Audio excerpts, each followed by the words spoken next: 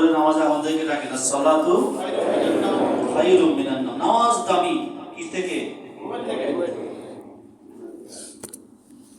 খায়ের এত দামি। আল্লাহ তাআলা জান্নাতের কথা বলতে গিয়ে বলতে বলতে বলেন ওয়া আন তা'মালু, বান্দা যদি তোমরা জান্নাতের জন্য আমল করো, এটা যে কত খায়ের, কত দামি। তো এই কথা আল্লাহ রমজান মাসে বলছেন, বান্দা যদি রোজা রাখো, আনতা সুমু, যদি রোজা রাখো, খায়রুল লাকুম, এটা তোমাদের জন্য কত যে ভালো বিষয়। ইন কুনতুম তা'লামুন, যদি তোমরা জানতা। মাঝে মাঝে এমন হয় না, আমি আপনাদেরকে বোঝাই, বোঝানোর পরে বলি আপনারা যদি বুঝতেন ব্যাপারটা কেমন জানি। আল্লাহ এমন বলছে যে বান্দা রোজা রাখা কত খায়ের, লাআল্লাকুম তা'লামুন, যদি তোমরা জানো। রব্বুল আলামিন আমাদেরকে ইহসান করেছেন, মুসলমানের ঘরে জন্ম দিয়েছেন, রোজার জন্য, জুমার জন্য আমাদেরকে ফারাক করে দিয়েছে। আজকের এই রমজান মাসেও অনেক এমন ভাই আছেন যারা দুনিয়ার ব্যস্ততার কারণে মসজিদে আসারও সুযোগ পাচ্ছে না। কারণ দৃষ্টিভঙ্গির কারণে রমজান আমাদের কাছে, অনেকের কাছে রমজানের ব্যক্তির দৃষ্টিভঙ্গির কারণে রমজান কারো কাছে উৎসব, রমজান কারো কাছে ইবাদত। রমজান কারো কাছে কি উৎসব, সারা বছর পারি নাই, এই মাসে আমরা পোষায় দেব। আর মুমিন বলে সারা বছর গুনাহ করেছি, এই মাসে মাফ করাই ছাড়। আমরা যারা আসছি আমাদের টার্গেট কি বলে? মাফ করাই ছাড়বো ইনশাআল্লাহ। একটু জুমার দিন, ফজর আমরা বলেছিলাম, অনেক দামি দিন। আল্লাহ তাআলা ইহুদি জাতিদেরকে এলান দিয়েছে, ইহুদিরা শোনো, আমি 7 দিনে সপ্তাহ ঠিক করেছি, 7 দিনের ভিতরে একটা দিন আমার কাছে দামি, তোমরা কোন দিন নিবা? ইহুদিরা শনিবার নিয়েছে। কি বার নিয়েছে? এজন্য এরা শনিবার ইবাদত করে। আল্লাহর পছন্দ হয় না, আচ্ছা বলে করো, তোমরা নিয়েছো। এবার খ্রিস্টানদেরকে আল্লাহ তাআলা অপশন দিয়েছে, তোমরা কোন দিন নিবা? এরা নিয়েছে কি বার? রবিবার। আল্লাহ তাআলা তো এই অপশন আমাদেরকেও দিতে পারতেন, কিন্তু আমাদের নবীর খাতিরে আল্লাহ বলেন যে না, তোমাদের অপশন দেব না। যদি তোমরা ভুল করো, আল্লাহ বলেন যে আমার কাছে সপ্তাহে 7 দিনের একটা দিন সবচেয়ে দামি, ওই দিন তোমাদের দোয়া ইবাদত আমি বেশি কবুল করি। ওটা কোন দিন আমি আল্লাহ বলে দিলাম, ওটা হচ্ছে ওয়াশাহিদু ওয়া মাশহুদ, জুমার দিন। বলেন সুবহানাল্লাহ। আল্লাহ আমাদেরকে অপশন ছাড়াই কি দিয়েছেন? প্রশ্নের উত্তর আল্লাহ লিখে, যা জুমার দিন তোমাদের জন্য দিয়ে। আল্লাহ আমাদেরকে কত ভালোবাসে। আবার জুমার দিনে রমজান, আমরা বারবার শুনি কেউ যদি এই মাহে রমজানে চাঁদ উদিত হওয়ার পর থেকে মারা যায়, নবীজি বলেন যে আল্লাহ তাআলা তার কবরের আযাবকে বন্ধ করে দিবেন। বলেন সুবহানাল্লাহ। কোনো হিসাব হবে না কবরে। তাহলে কি রমজান শেষ হওয়ার পরে আবার তার হিসাব নিকাশ শুরু হবে? বলে আল্লাহ তো দয়ালু কারীম, আল্লাহ যাকে মাফ করেন আল্লাহ তাকে আবার আযাব দিবেন, এটা হইতে আশা করা যায়। কিয়ামত পর্যন্ত তার কবরের আযাব বন্ধ থাকবে। বলেন সুবহানাল্লাহ। এজন্য আমরা আল্লাহর কাছে দোয়া করি, আল্লাহ মৃত্যু তো আমাদের হবেই, মৃত্যু থেকে কেউ বাঁচতে আল্লাহ আমাদের মওতটা রমজান মাসে দোয়া করতে পারি না ইনশাআল্লাহ। আল্লাহ আমাদের মওতটা রমজান, আল্লাহ আমাদের দোয়াকে কবুল করেন, আমিন। সম্মানিত মুসলিয়ানে কেরাম, বহুত মুবারক সময় আমাদের সামনে চলছে। এই মাস দামি মাস। আল্লাহ তাআলা আমাদেরকে বানিয়েছেন দুইটা জিনিসের সমন্বয়, এক হচ্ছে আমাদের দেহ, আর এক হচ্ছে আমাদের রূহ। দেহ আছে, রূহ নাই, একে মানুষ বলা হয় না। রূহ আছে, দেহ নাই, একেও কি বলা হয় না? মানুষ বলার জন্য দুইটা জিনিস লাগে, একটা হচ্ছে দেহ, আরেকটা কি? আমার দিকে তাকান, কিছুর দিকে তাকাইলে ভুল চলে আসবে। আমাদেরকে মানুষ বলতে হলে কয়টা জিনিস লাগবে? কি কি ভাই? দেহ আর রূহ। বলে দেহ ঠিক থাকার জন্য আমাদের কিছু খাদ্য খাবারের দরকার হয়। খাদ্য ছাড়া দেহ কি থাকে না? ঠিক থাকে না। বলে এই খাদ্য খাবারকে আমরা দুভাগে ভাগ করি। একটা হচ্ছে দৈনিক কিছু খাবার, অর্থাৎ আমরা ফজর থেকে নিয়ে জোহর পর্যন্ত পরিশ্রম করলাম, শরীরের কিছু ক্ষয় হইল, দুপুরে খাবার খেলাম, ওই ক্ষয়টা কিছুটা দূরীভূত হলো। এরপর আবার জোহর থেকে রাত পর্যন্ত পরিশ্রম করলাম, শরীরের ক্ষয় হয়, রাত্রে খাবার খাই বলে আমাদের শরীরের ক্ষয় দূর হয়। এরপরে আবার রাত থেকে নিয়ে সকাল পর্যন্ত আমরা বিভিন্ন না খেয়ে থাকি, শরীরের কিছু ক্ষয় হয়, আবার আমরা সকালের নাস্তার মাধ্যমে ওইটাকে কি করে নিই, বসিয়ে। কিন্তু এই খাবার, দৈনিক এই খাবার আমাদের পুরো শরীরকে সুস্থ রাখে না, কারণ বহিরাগত কিছু ভাইরাস আমাদের শরীরে প্রবেশ করে, যার জন্য দরকার আরো একটা প্রতিরোধ শক্তি। ওই প্রতিরোধ শক্তির ক্ষমতা এই দৈনিক খাবারে পাওয়া যায় না। এই জন্য ডাক্তাররা লিখে দেন আপনার সন্তানকে মৌসুমী খাবার খাওয়াবেন। মৌসুমী খাবারের ভিতরে বলে অনেক শরীরের রোগ বালাই আল্লাহ তাআলা সুস্থতার ওসিলা বানিয়েছে। তো শরীর সুস্থ থাকার জন্য দৈনিক যেমন খাবারের দরকার হয়, ওইরকম মৌসুমী ওই খাবারের কি হয় দরকার। ওইরকম ভাবে আল্লাহ তাআলা দেহের জন্য যেমন খাবারের ইন্তজাম করেছেন, রূহের জন্য আল্লাহ তাআলা খাবারের কি করেছেন, ব্যবস্থা করেছেন। দেহ মাটি থেকে তৈরি, এজন্য দেহর খাদ্য খাবার মাটি বাতাস থেকে আসে। আর রূহ যেহেতু মাটি থেকে তৈরি না, রূহ আল্লাহ তাআলার হুকুমে তৈরি, এজন্য রূহর খাবার হচ্ছে আল্লাহর হুকুম তথা ইবাদত। রূহর খাবার কি আল্লাহর ইবাদত, অর্থাৎ কি ইবাদত।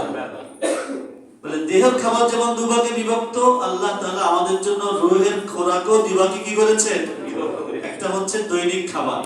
যেমন সকাল থেকে আমার দ্বারা গুনাহ হয়ে গেল, দুপুরে আমি মালিকের হুকুম আদায় করলাম, ফেরেশতা বলেন যে ও বান্দা ওঠো, সকাল থেকে মালিকের নাফরমানি করে নিজের উপরে জাহান্নামের যে আগুনকে প্রজ্বলিত করেছো, ওঠো, জোহরের নামাজ আদায় করো। বান্দা যখন ফজর থেকে নিয়ে গুনাহ করে জোহরের নামাজ আদায় করে, মধ্যবর্তী সময়ের জোহরের এই নামাজের দ্বারা আল্লাহ তার গুনাহগুলোকে মাফ করে দেন। আবার যখন জোহর থেকে আসর, আসর থেকে মাগরিব এভাবে নামাজ পড়তে থাকে, মাঝখানের ফাঁকে সময়গুলো গুনাহগুলোকে আল্লাহ কি করে দেন, পাঁচ ওয়াক্ত নামাজ যখন সে ঠিক মতো আদায় করে, তখন এক জুমা আদায় করলো, আরেক জুমা আদায় করলো, পুরো সপ্তাহের মাঝখানের গুনাহগুলো আল্লাহ কি করে দিবেন, সুবহানাল্লাহ।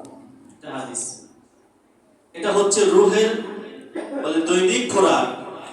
দেহ যেমন দৈনিক খোরাকের মাধ্যমে পুরো সুস্থ থাকে না, এর জন্য প্রয়োজন মৌসুমী খাদ্য।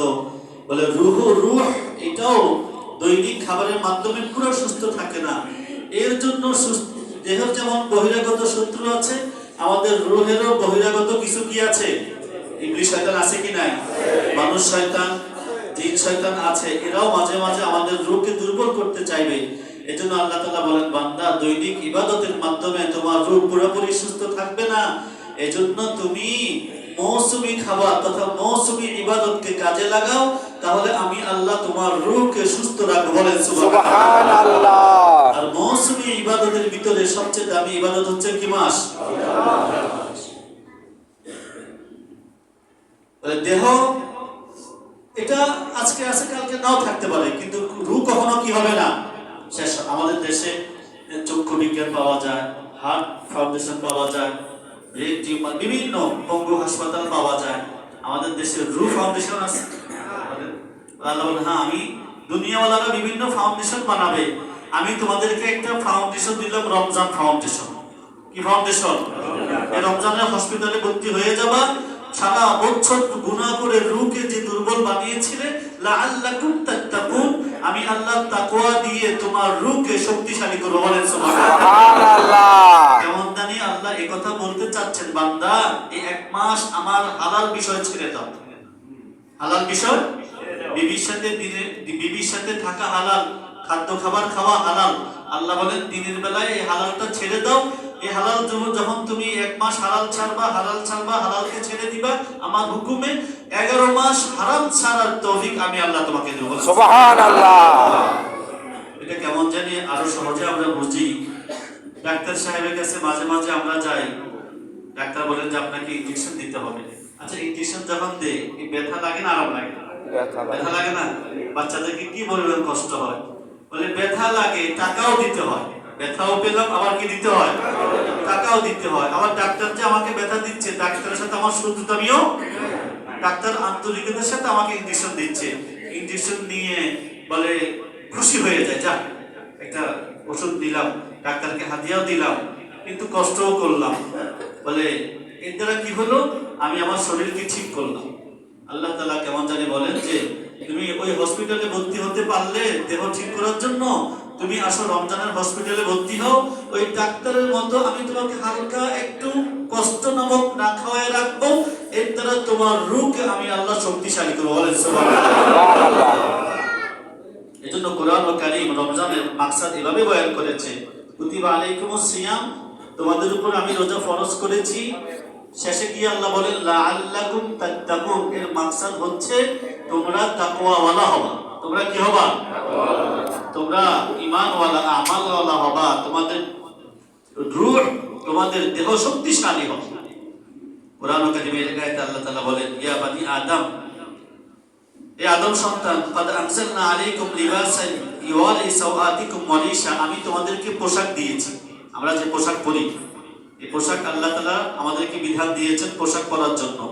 আল্লাহ বলেন তোমাদেরকে আমি পোশাক দিয়েছি দুইটা কারণে। আমরা পোশাক পরি কয় কারণে? এক হচ্ছে লজ্জাস্থানকে আবৃত করার জন্য, আরেক হচ্ছে শীত গ্রীষ্ম থেকে বাঁচার জন্য। শীতকালে শীত থেকে, গরমকালে গরম থেকে, ডাইরেক্ট খালি গায়ে না থেকে বাঁচার জন্য। আল্লাহ বলেন যে তোমাদেরকে আমি পোশাক দিয়েছি, কিন্তু এই দেহকে আবৃত করার জন্য, যাতে করে তোমরা লজ্জাস্থানকেও ডাকতে পারো, শীতকালে শীত থেকেও বাঁচতে পারো, গরমকালে গরম থেকেও বাঁচতে পারো, এবং আল্লাহ বলেন ওয়ারিশা, এবং সৌন্দর্য অবলম্বন করতে পারো। দুনিয়ার এই পোশাকগুলো তো বাজারে কিনতে পাওয়া যায়, নাকি বলেন? দোকানে গেলে পোশাক কিনা যায়, কিন্তু মজার বিষয় হচ্ছে আল্লাহ তাআলা আয়াতের শেষে গিয়ে বলছেন ওয়ালিবাসুত তাকওয়া, বান্দা আরো একটা পোশাক দিয়েছি, তাকওয়ার পোশাক। কিসের পোশাক? বলে দুনিয়ার লজ্জাস্থানকে আবৃত করার জন্য, সতর ডাকার জন্য, সাজসজ্জা করার জন্য, শীত গ্রীষ্ম থেকে বাঁচার জন্য যে পোশাকের কথা আমি বললাম, তোমরা তো এই পোশাক মার্কেটে গেলে কিনতে পারবা। ওয়ালিবাসুত তাকওয়া, কিন্তু আরো একটা পোশাক দিয়েছি, তাকওয়ার পোশাক। কিসের পোশাক? এই কথা বলে আল্লাহ বলেন যালিকা খায়র, দুনিয়ার এই পোশাক থেকে তাকওয়ার পোশাক খায়র, মানে উত্তম। দুনিয়ার পোশাক তো পরবাই, দুনিয়ার পোশাক থেকে তাকওয়া নামক যে পোশাকটা, এটা কি খায়র? বলে এটা কি খায়র?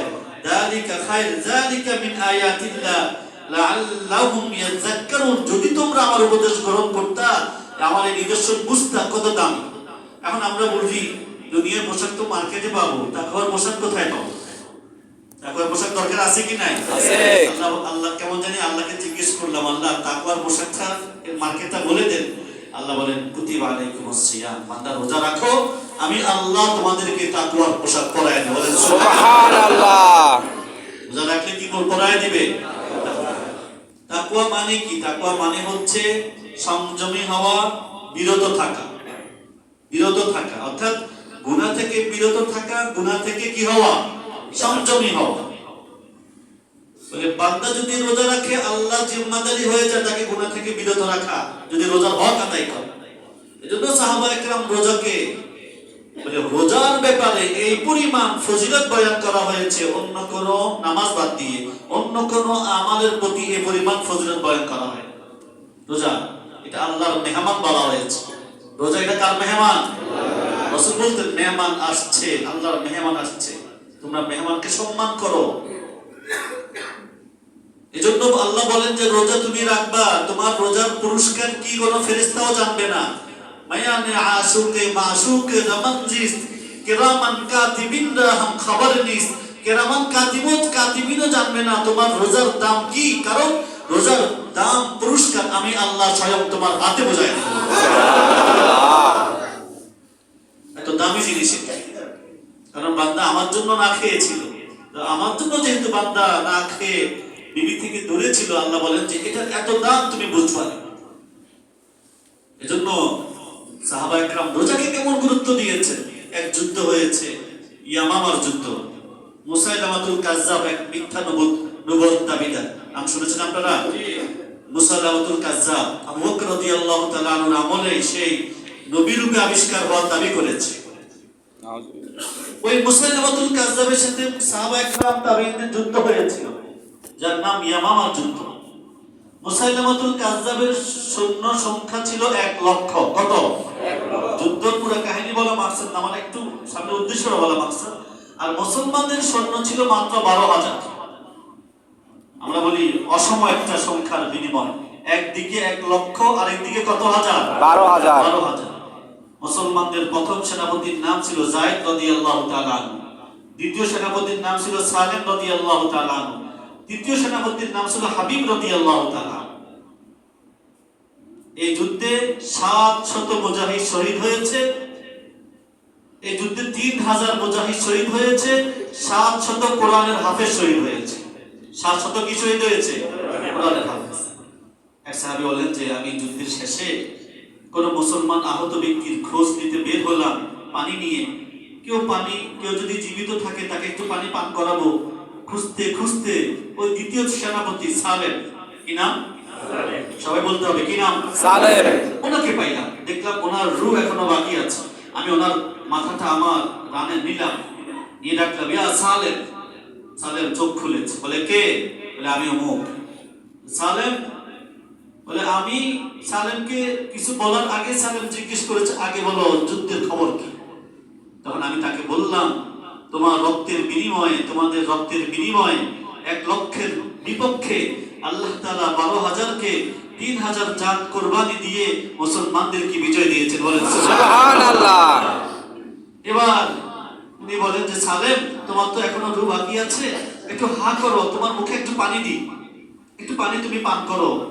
সালেম বলেন যে আচ্ছা তুমি পানি দিবা। উনি ওনার যুদ্ধের ঢালকে বের করেছেন। তখন তো ঢাল থাকতো এক হাতে কি থাকতো? তরবারি। ঢাল এটা চামড়ার হতো। বলে তুমি যদি পানি দিতে চাও এই ঢালে পানি দাও। বলে কেন, পানি পান করবা না? বলে না, তুমি এই ঢালে পানি রাখো, যদি মাগরিব পর্যন্ত আমার হায়াত থাকে এই পানি দিয়ে আমি ইফতারি করব, আর মাগরিবের আগে যদি আমার ইন্তেকাল হয় আমি আল্লাহর হাউজে কাউসারে গিয়ে ইফতারি করব। বলে সুবহানাল্লাহ। কি শিখাচ্ছে আমাদেরকে? এই সালেম এই মেসেজ দিয়ে যাচ্ছে, দেখো দেখো 1,00,000-এর বিনিময়ে আমি জিহাদের ময়দানে ছিলাম, রোজা ছাড়িনি। কি ছাড়ে নাই? আজকে আমাদের যুবকরা হালকা একটু কষ্ট রোজা ছেড়ে দিচ্ছে। রোজা এটা ছাড়ার বিষয় না, রোজা ছাড়ার জন্য আল্লাহ নাজিল করেন নাই। আল্লাহ রোজা ছাড়ার জন্য নাজিল করেন নাই। আব্দুল্লাহ বিন জুবাইর রাদিয়াল্লাহু তাআলা লাগাতার 6 মাস রোজা রাখতেন। কেন? বলে আমাদেরকে শিখাচ্ছেন রোজা এটা আল্লাহর সাথে বান্দার মুআমালা। রাসূল কারীম সাল্লাল্লাহু আলাইহি ওয়াসাল্লাম বলেন যে আমি ঘুমিয়েছিলাম, দুই ফেরেশতা আমাকে উঠিয়ে নিয়ে গিয়েছে। নিতে নিতে এক বিশাল পাহাড়ের পাদদেশে নিয়ে গেল, আমাকে বলল ইসআদ, পাহাড়ে ওঠো। বলে পাহাড়ের দিকে তাকিয়ে আমি বললাম আমি এত বড় পাহাড়ে উঠতে পারবো না। ওই দুই ফেরেশতা আমাকে বলল আপনি ওঠেন, আমরা আপনাকে সহযোগিতা করব। নবীজি বলেন তাদের সহযোগিতা আমি পাহাড়ের উপরে উঠলাম। যখন একদম উপরে উঠে সমতল ভূমিতে চলতে লাগলাম, আমার কানে বিকট বিকট শব্দ আসতে লাগলো। আমি জিজ্ঞেস করলাম ভাই এগুলো কিসের শব্দ? ফেরেশতারা বলল এগুলো জাহান্নামীদের আযাবের শব্দ। আমি সামনে চলেন, কিছু দূর গিয়ে আমি দেখলাম বলে কিছু মানুষকে পা বেঁধে উপরের দিকে ঝুলিয়ে রেখেছে, নিচের দিকে আগুন লাগিয়েছে। আরেক ফেরেশতা আগুনের করাত দিয়ে তাদের চেহারাকে কাটা এভাবে কাটছে। দৃশ্যটা কত ভয়াবহ! রাসূল বলে আমি দেখলাম ওই চেহারা কাটলো আর রক্ত বের হচ্ছে। এই পাশ কাটা শুরু করে যখন এই পাশে আসে আবার এই পাশ অটোমেটিক ভালো হয়েছে। নবীজি বলেন যে আমি চোখের পানি ছেড়ে দিলাম, এত কঠিন শাস্তি কেন দিচ্ছে? এরা কারা? ফেরেশতারা বলে এটা আপনার উম্মতের সেই সমস্ত ব্যক্তি যারা রমজানের ফরজ রোজা রেখে ইফতারি করে ফেলত। রোজা রাখতো না এই জন্য শাস্তি না, রোজা রেখেছে, মন চাইলে রোজা রাখছে, মন চাইলে ভালো লাগে না ইফতারি রোজা ভেঙে ফেলছে, এদের এই শাস্তি। এবার নবীজি বলেন তোমরা বুঝো যে রোজা রাখে না তার শাস্তিটা কেমন হবে। আজকের এই ক্ষুধা, রোজা রাখার এই ক্ষুধা, রাসূল বলেন ক্ষুধার কসম কাল কিয়ামতের মাঠের ওই ক্ষুধাকে নিভাইয়ে দিবে। বলেন সুবহানাল্লাহ। আজকের এই পিপাসা কাল কিয়ামতের পিপাসাকে দূর করে দিবে। সুবহানাল্লাহ। আর যদি আজকের ক্ষুধা সহ্য করতে না পারো, আজকের এই পিপাসা সহ্য করতে না পারো, বলে কিয়ামতের ওই ক্ষুধা ওই পিপাসা 50,000 বছর সর্বনিম্ন তোমাকে সহ্য করতে হবে। তারা আমাদেরকে চিন্তা করা উচিত আমরা আমাদের সন্তানদেরকে কোন দিকে নিয়ে যাচ্ছি। এজন্য আমাদের রোজা যেন ঠিক থাকে। রোজা তো আমরা রাখবো ইনশাআল্লাহ, রোজা কি থাকে? ঠিক থাকে। রাসূল রোজা মাকসাদ বয়ান করেছেন আল্লাহ তাআলা গুনাহ থেকে বাঁচা আর পাপের ক্ষেত্রে সংযমী হওয়া। আর অধিকাংশ গুনাহ হয়, গুনার অধিকাংশ অনেকগুলো কারণে গুনাহ আমরা করি। এর ভিতরে মূল দুইটা কারণ হচ্ছে আমাদের পেট, আমাদের লজ্জাস্থান। মানুষ পেট ঠিক রাখার জন্য বিভিন্ন হারাম পথ অবলম্বন করে, আর নিজের শাহওয়াত, কামনা, বাসনাকে পুরা করার জন্য মানুষ অন্য অঙ্গগুলোকে গুনার ভিতর লাগিয়ে দেয়। আল্লাহ তাআলা রোজা দিয়ে আমাদের এই দুইটা জিনিসের উপরে তালা লাগিয়ে দিয়েছে, যে রোজা রাখবা, খেতে পারবা না, বিবির কাছে কি করতে পারবা না, যাইতে পারবা। এভাবে যদি মানুষ আমল করে বলে, তাহলে এক পবিত্র জীবনের সূচনা তার ভাগ্যে চলে আসবে। আর যদি রোজাও রাখলাম, চোখের হেফাজত করলাম না, কানের হেফাজত করলাম না, জবানের হেফাজত করলাম না, বলে এরকম ভাবে দিল আর দিমাগের হেফাজত করলাম না, রোজাও রাখলাম, নবীজি বলেন, বলে কিছু কিছু বান্দা রোজা রাখে, সারাদিন খায় না, পান করে না, বলে সারাদিন না খেয়ে থাকে, না পান না করে থাকে, এতটুকু কি বাস রোজার কোনো ফল পায় না। সাহাবারা বলেন, এরা কারা? বলে যারা রোজা রেখে গুনাহ থেকে বাঁচতে পারে না। এজন্য নবীজি বলেন, আসিয়ামু জুন্নাহ, রোজা এটা ঢাল। রোজা এটা কি? যুদ্ধের ময়দানে ঢালের কথা শুনলাম না, রোজা এটা ঢাল। লাম ইয়াখরুকহা, বলে মানুষের হাতের ঢাল যুদ্ধের ময়দানে মানুষকে তখন নিরাপত্তা দিবে যখন তার ঢালটা ঠিক থাকবে। ঢাল কি থাকবে? আপনার হাতে যে ঢাল আছে ওটা ফাটা, ওটা ফুটা, ওটা ছিদ্র, তীর মারলে তো ঢুকে যাবে, আপনার তো এটা নিরাপত্তা লাভ ওর মাধ্যমে আপনি অর্জন করতে পারবেন না। নবীজি বলেন, একজন ব্যক্তি তার ঢালের মাধ্যমে তখনই নিরাপত্তা লাভ করবে যখন তার ঢাল কি থাকবে? ঠিক থাকবে। রাসূল বলেন, আসিয়ামু জুন্নাহ, রোজাও ঢাল। বলে দুনিয়ার ঢাল মানুষকে বিপদ থেকে বাঁচায়, আর রোজা নামক ঢাল মানুষকে জাহান্নাম থেকে বাঁচায়। বলেন সুবহানাল্লাহ। এখন দুনিয়ার ঢাল যদি ঠিক থাকে, সে দুনিয়ার বিপদ থেকে বাঁচবে, আর রোজা যদি ঠিক থাকে, সে জাহান্নাম থেকে বাঁচবে। এখন আমার ঢাল যদি ফাটা হয়, আমার ঢাল যদি ছিঁড়া হয়, আমার ঢাল যদি ফুটা হয়, তাহলে জাহান্নামের আগুন তো ঢুকে যাবে, আমি তো বাঁচতে পারবো না। সাহাবায়ে কেরাম দাঁড়িয়ে গেছেন, ইয়া রাসূলুল্লাহ, দুনিয়ার ঢাল কিভাবে ফাটে, কিভাবে ছিদ্র হয়, এটা না হয় আমরা জানি, তো রোজাটা কিভাবে ফেটে যায়, রোজাটা কিভাবে ছিদ্র হয়ে যায়, রোজাটা কিভাবে ফুটে যায়, এটা কিভাবে একটু বলবেন কি? নবীজি বলেন, হ্যাঁ হ্যাঁ শুনো, দুইটা বড় বড় অনেকগুলো অপরাধের কারণে রোজা ফেটে যাবে, তবে দুইটা অপরাধের কথা বলেছেন। এক, বলে মানুষের গীবতের কারণে, আরেক মানুষের জবানের মিথ্যার কারণে। জবানের দুইটা অপরাধ, মানুষের মিথ্যা এবং গীবত। কারণ নবীজি জানতেন রোজা রেখেও মানুষ গীবত ছাড়বে না, রাসূল জানতেন রোজা রেখেও মানুষ মিথ্যা বলা ছাড়বে না। এক জমানা এমন আসবে যে জমানার ব্যবসায়ীরা বলে ফেলবে, হুজুর মিথ্যা না বললে তো ব্যবসা চলবেই না। রাসূল বলেন, না না, মিথ্যা বললে তোমার রোজা ঠিক থাকবেই না।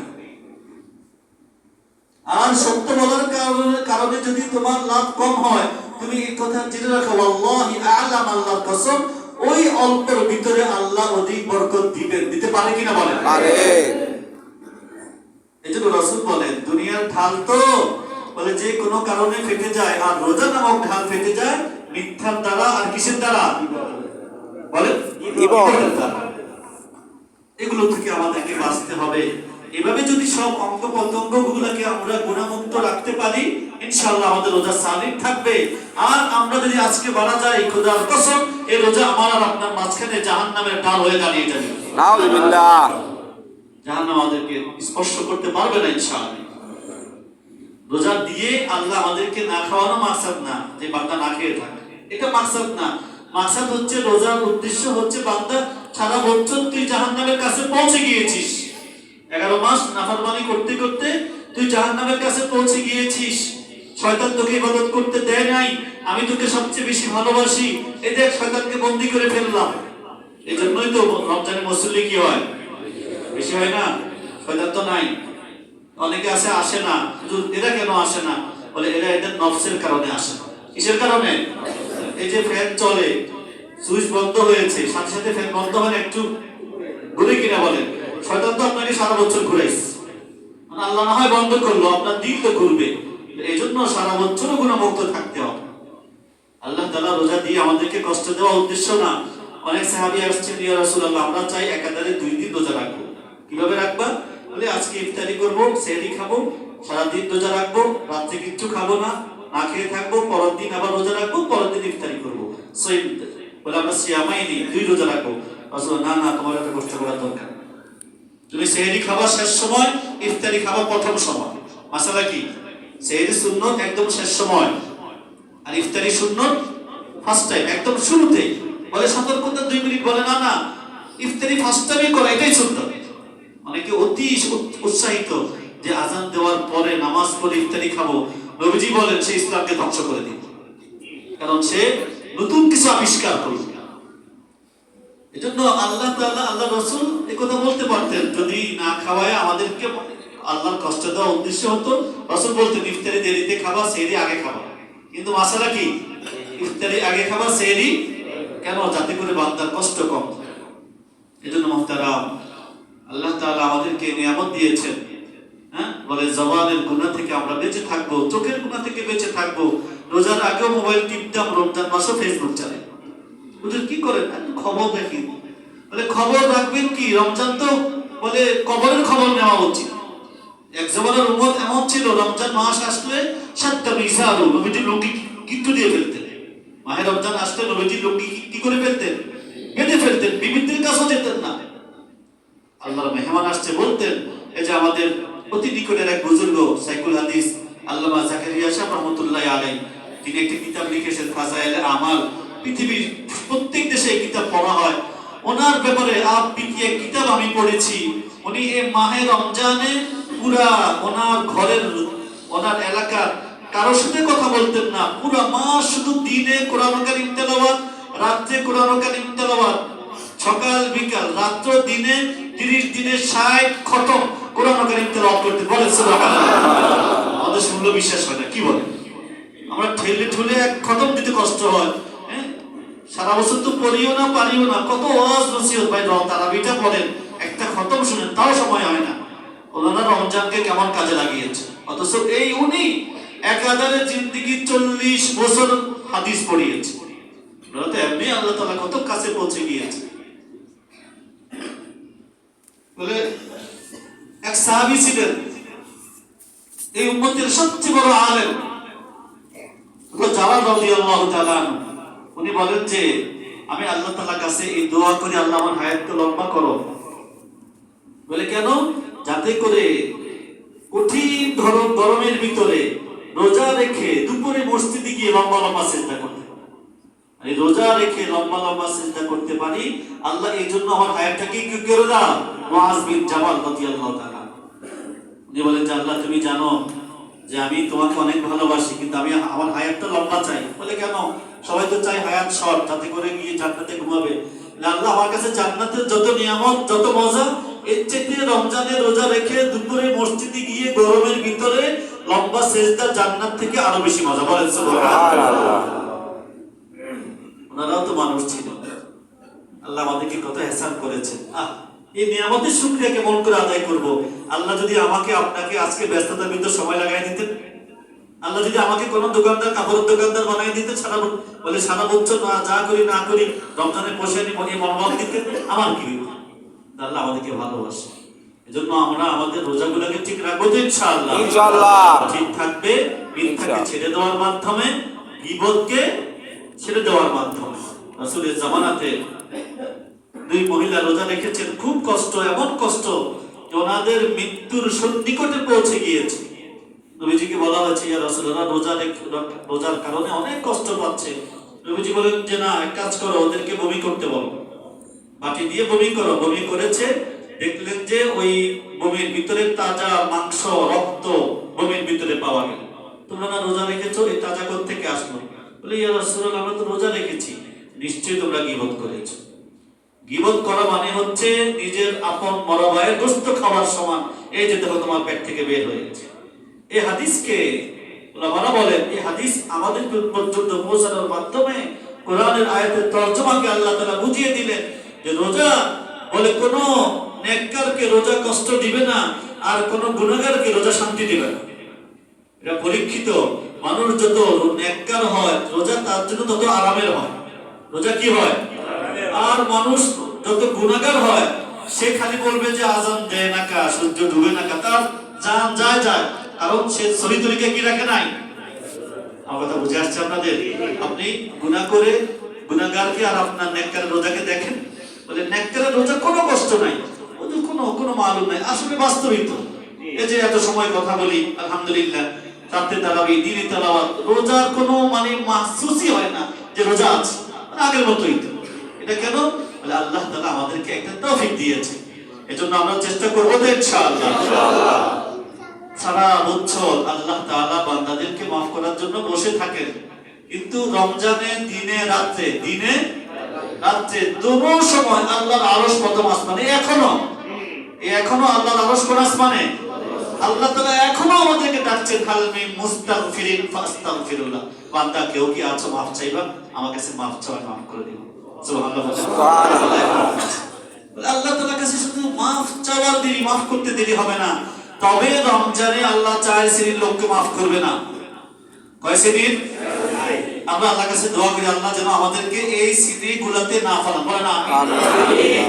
আর যদি ভুল হয়ে থাকে আজকে এখনই তওবা করব ইনশাআল্লাহ। এক নাম্বার, মা বাবার নাফরমানকে যদি সে বাবা মার সাথে সম্পর্ক ঠিক না রাখে, রমজানেও রোজাটা মাফ হবে না। এটা মারাত্মক বিষয়। অনেক সন্তান এখন এমনও আছে বাবা মার সাথে কথা বলে না, বাবা মা তার উপর নারাজ, ধরলাম বাবা মারই অন্যায়, আল্লাহ বলবেন যে ওটা দেখার বিষয় না, তুমি তোমার সম্পর্ক ঠিক রাখো। আমরা একটা বাংলা ওয়াইজ করে নি, আসলে তার নাম ওয়াইজ করি না, ওয়াইজ আল কারনি। কারণ এটা একটা আমের গোত্রের শাখা। আমের গোত্র ইয়ামানের একটা শাখা, ইয়ামান একটা দেশ, ওই দেশের একটা কবিতা আমের, ওই আমের গোত্রের একটা শাখার নাম কারন। ওই কারনের একটা বাড়ি আমরা বলি না বইয়া বাড়ি, চৌধুরী বাড়ি, ওই একটা বাড়ির নাম হচ্ছে মোরাদ। ওই কারণ গোত্রের এক ব্যক্তির নাম ওয়াইজ। কি নাম? ওয়াইজ। নবীজি বলছেন, এ আলী শোনো, ওমর শোনো, আমি চলে যাব। ওমর, তোমার জামানায় কারণ গোত্র থেকে আমের গোত্রের এক ব্যক্তি আসবে যার নাম হবে ওয়াইজ। বলে ও যদি আসে তোমরা তার কাছে দোয়া চাইবে। বলেন সুবহানাল্লাহ। সাহাবায়ে কেরাম হতবাক, ইয়া রাসূলুল্লাহ, আপনি সাহাবাদেরকে এক তাবিঈর কাছে দোয়া চাইতে বলছেন? বলে হ্যাঁ, সাহাবাদের মান উঠতে কোনো সন্দেহ নাই, কিন্তু আমার ওই উম্মত বলে আল্লাহ তাআলাকে এত বেশি রাজি করেছে। বলে কিভাবে করেছে? বলে সে তার মায়ের খেদমত এত বেশি করেছে যার কারণে আল্লাহ তার উপর রাজি হয়ে গিয়েছে। সুবহানাল্লাহ। এমন রাজি হয়েছে তাকে আল্লাহ মুস্তাজাবুদ দাওয়াত ঘোষণা দিয়েছে, সে দোয়া করবে, আল্লাহ সাথে সাথে তার দোয়াকে কবুল করার ওয়াদা করেছেন। বলে সুবহানাল্লাহ। এই হাদিস থেকে আমাদেরকে মেসেজ, যে সন্তান বাবা মাকে খুশি রাখবে, বাবা মার সেবা করবে, বাবা মাকে কষ্ট দিবে না, সে যদি ফরজ ঠিক রাখে, খোদার কসম সে জিন্দেগিতে যে দোয়া করবে আল্লাহ তাআলা ওয়াইজ করির মতো ওই দোয়া কবুল করে। সুবহানাল্লাহ। কত নিয়ামত তাদের, যাদের বাবা মা এখনো কি আছেন, মা জীবিত আছেন, বাবা জীবিত আছেন, কত বড় নিয়ামত। ওমর রাদিয়াল্লাহু তাআলা আনহু খেলাফতের আমলে প্রত্যেক বছর হজের মৌসুমে উনি হজ করতে আসতেন। মদিনা থেকে মক্কা এসে বলতেন, তোমাদের মধ্যে ওয়াইজ কারণে কে, ওয়াইজ আল কারণে কে? না পাই না। উনি পেরেশান, হায় হা, যদি না পাই, আমার যদি ইন্তিকাল হয়, আমি দোয়া কেবল করে চাইবো। শেষ বছর উনি পুরো ইয়ামানের কারা আছে দাঁড়াও, সব হাজিদেরকে জমা করে জিজ্ঞেস করছে, ইয়ামান থেকে কারা আসছে দাঁড়াও। ইয়ামানিরা দাঁড়িয়েছে। তোমাদের মধ্যে আমের গোত্রের কারা দাঁড়াও, সবাই বসে গিয়েছে, আমের গোত্র দাঁড়িয়েছে। তোমাদের মধ্যে কারণ গোত্রের কারা আছে দাঁড়াও, এই দুই একজন দাঁড়িয়েছে। দুই কারণ গোত্রের ভিতরে মুরাদের কে আছে, একজন দাঁড়িয়েছে। তুমি ওমর রাদিয়াল্লাহু তাআলার দিকে তাকাইলেন, নবীজি ওয়াইজ কারণীর নিশানা বলে দিয়েছে, তার ঠান্ডা কতটুক হবে, শরীর কতটুক হবে, তার শরীরে একটা ফোড়া, একটা বলে অসুস্থ দাগ আছে, ওইটাও বলে দিয়েছেন, কিন্তু এর সাথে এর মিলে না। তুমি কি ওয়াইজকে চিনো? বলে হ্যাঁ চিনি। সে কি বছর হজে আসছে? বলে আসছে। তোমার কি হয়? বলে আমার ভাতিজা। কোথায় সে? আরাফাতের ময়দানে আমরা উট চড়াতে পাঠাইছি। তো আমাদের কাছে তো নামি দামি ব্যক্তি না, গরিব মানুষ, উট চড়া, এই জন্য আমরা আরাফাতের ময়দানে কি পাঠিয়েছি।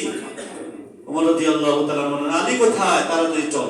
ও বলে নাকি, দৌড়ায় গিয়েছেন, দেখলেন এক লোক জুব্বা পরে উট চড়াচ্ছে, আর উটকে বেঁধে রেখে নামাজে দাঁড়িয়েছে। হযরত ওমর রাদিয়াল্লাহু তাআলা আনহু আলী রাদিয়াল্লাহু তাআলা ওনার পাশে বসে আছে। উনি যখন অনুধাবন করলেন যে আমার আশেপাশে কোনো লোক নামাজকে সংক্ষিপ্ত করে বলছেন, ভাই আপনারা কারা? বলে তোমার নাম কি? ওয়াইস। বলে হ্যাঁ। তোমার নাম কি? বলে আমার নাম দিয়ে আপনাদের কি কাজ, আপনারা কারা? বলে তোমার বাড়ি কোথায়? বলে এক দুই কথা বলে আপনারা কারা? তখন আলী রাদিয়াল্লাহু তাআলা বলেন আমি আলী আরে আমিরুল মুমিনিন। বলেন না সুবহানাল্লাহ। এই কথা শুনে ওয়াইজ কাঁপতে শুরু করছে, কারণ উনি তো কখনো ওনাদেরকে দেখে নাই, এ প্রথম দেখা, কিভাবে চিনবে? বলে হুজুর আমি আপনাদেরকে কখনো দেখি নাই, ভুল হয়ে গিয়েছে, মাফ করে দেন। বলে মাফটা পরে আগে তুমি হাত উঠাও। তুমি কি উঠাও? হাত উঠাও, আমাদের জন্য দোয়া করো। ওয়াইজ চোখ দিয়ে পানি ছেড়েছে, আমি আপনাদের জন্য দোয়া করবো, আপনি আমিরুল মুমিনিন। হযরত ওমর যাকে দেখলে শয়তান ভয় পায়, আপনি আলী যাকে আল্লাহ রাসূল ইলমের দরজা বলছে, যার বাড়ি রাসূলের বাড়ির সাথে হবে, এদের জন্য আমি গুনাহগার। দোয়া বলে না, তো কথা নাই, তুমি দোয়া করো। আমি আমার রাসূলের জবানে শুনেছি তুমি যে দোয়া করো না কেন আল্লাহ সেই দোয়াকে কবুল করে। বলেন সুবহানাল্লাহ। আরেকটা হাদিস মনে পড়ছে, যখন রাসূল বলেছেন যখন জান্নাত জাহান্নামের ফয়সালা হয়ে যাবে, মানুষ যখন দলে দলে জান্নাতের নিকটে আসবে, যখন ওই ওয়াইস আসবে, আল্লাহ বলবেন ফেরেশতাকে থামাও। ফেরেশতা ওয়াইসকে আটকাই দিবে। ওয়াইস ভয় পেয়ে যাবে, আল্লাহ আমার কি অপরাধ, আমাকে জান্নাতে ঢুকতে দিচ্ছেন না। বলে তুমি পিছনের দিকে তাকাও। পিছনের দিকে তাকাবেন, দেখবেন জাহান্নামে অনেক গুনাহগার ঈমানদার এখনো বাকি আছে। আল্লাহ তাআলা বলেন যে তুমি তোমার আঙ্গুলে দিয়ে যাদের দিকে ইশারা করবা, তোমার আঙ্গুলের ইশারায় আমি আল্লাহ প্রত্যেকের জন্য জান্নাতের ফয়সালা করব। বলেন সুবহানাল্লাহ। এক মায়ের খেদমত। কিসের খেদমত? বলে আজকে এই মুহূর্তে যদি আমার মা আমার উপর অন্যায় করে, বাবা অন্যায় করে, আমি আজকে যেভাবে পারি যদি এটাকে ঠিক করতে না পারি, আমি এই রমজান মাসে মাপ পাবো না। করবো তো ইনশাআল্লাহ। এটা হচ্ছে এক। দুই নম্বর, মুস্তাকিল মুসালসাল মদ পানকারী। মদ শুধু পান করে তা না, মদের ব্যবসা করে, মদের চালান করে, মদের হিসাব করে, 10 প্রকার এই মুহূর্তে ছেড়ে দিতে হবে, না হলে রমজান আপনারও মাফ হবে না। এই রমজান থেকে আপনিও মাফ পাবেন না। 3 নম্বর হচ্ছে রাসূল বলেন আত্মীয়তার বন্ধনকে ছিন্নকারী রমজানে মাফ পাবেন। ভাই ভাই কথা বলে না, ভাই বোনের সম্পর্ক নাই, খালা চাচার সাথে সম্পর্ক নাই, 1-4 আঙ্গুল জায়গার জন্য চাচা ভাতিজা কথা বলে না। আপন ভাতিজা চাচা 4 আঙ্গুল জায়গা ছেড়ে দিতে পারে, কিন্তু দিবে না। তার সন্তানকে ডেকে বলে এই তোর চাচতো বাইরে এই 4 আঙ্গুল দিলে আমি কবরে গিয়েও শান্তি পাবো। ওই বুড়া মরে যায়, তাও এই কথা বলেছে। 4 আঙ্গুল জায়গা ছেড়ে দিলে তার ভাতিজার রাস্তাটা হয়ে যায়, ঘরের দরজা খুলে যায়। কিন্তু ঘরের সামনে দেওয়াল দিয়ে দে, এরকম ডাকাতি সমাজে আসে কিনা? এদেরও মাফ হবে না, এই চাচারও মাফ হবে না, ভাতিজারও মাফ হবে না, যদি আত্মীয়তার বন্ধনকে ঠিক না রাখে। গরিব আত্মীয় পরিচয় দিতে লজ্জা পায়, আমার চাচতো ভাই গরিব মানুষ, আমি ঢাকা শহর থাকি, পরিচয় দেয় না। বলে না না, তুমি লজ্জা পাইতে পারো, কিন্তু তোমাদের এই সম্পর্ক আল্লাহ করেছে। কে করেছে? আল্লাহ। এজন্য এই রমজান মাসে আত্মীয়তার বন্ধনকে, যাদের এখনো সম্পর্কের ভিতরে ঝামেলা আছে, আমার উপরে যদি জুলুমও করে থাকে, আমি আল্লাহর জন্য মাফ করে দিব। কি করে দিব? আমি যদি চাই আল্লাহ আমাকে মাফ করে দেখ, তাহলে আমিও তাকে মাফ করে দিব, তাহলে আল্লাহ আমাকে মাফ করে দিব। আর 4 নাম্বার হচ্ছে যাদের দিল ঠিক নাই, হিংসা বিদ্বেষে অন্তর্ভর্তি, অহংকারে অন্তর্ভর্তি, এরা যদি অহংকারকে না ছাড়ে, দিলকে সাফ না করে, বলে এদেরও রমজান মাসে কি হবে না? মাফ হবে না। আল্লাহ তাআলা আমাদেরকে মাহে রমজানের আদবগুলোকে বজায় রেখে রমজানের হক আদায় করে আমাদেরকে রোজাগুলো রাখার তৌফিক দান করেন, রমজানের সময়গুলোকে কাজে লাগানোর তৌফিক দান করেন। আমাদেরকে দিনের রোজা, কোরআনের তিলাওয়াত, রাতের তারাবি এবং তাহাজ্জুদের ভিতরে সময়গুলো কাটানোর তৌফিক দান করেন। সুবহানাল্লাহি ওয়া বিহামদিহি, সুবহানাকাল্লাহুম্মা ওয়া বিহামদিকা, আশহাদু আল্লা ইলাহা ইল্লা আনতা, আস্তাগফিরুকা ওয়া আতুবু ইলাইক।